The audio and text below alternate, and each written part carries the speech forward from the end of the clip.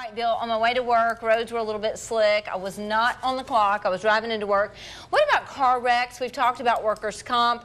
What happens if they get mixed up and you're in a wreck while you're working? That could even happen today with the slick roads out there. Yeah, now, with your example, coming to work, if you're going to work or leaving work, or if you're going to lunch, that typically you're not going to be covered by workers' compensation.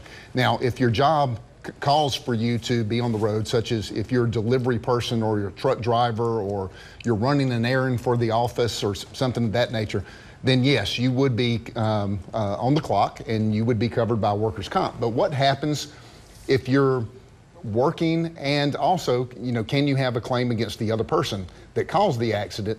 And the answer to that is yes. And you'll see the graphic there, work-related car accident claims. And it's not just limited to workers' comp. In other words, if someone else was at fault, and then you are not prevented from going after that person or that person's insurance. And you see it on the bottom there, recover from personal or business policy.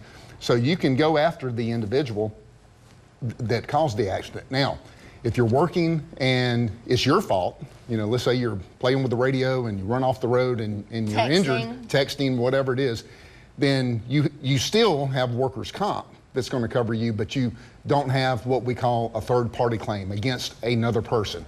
But we see this all the time where a person is injured, and if that person is injured, and it doesn't have to be necessarily in the car. You could be working, let's say, at a grocery store, and if another person or a company, a person that works at another company, in fact, I had a situation a couple of years ago where a person who was working for a grocery store got run over by a bread delivery person by the cart, knocked her down, injured her neck, had to have surgery.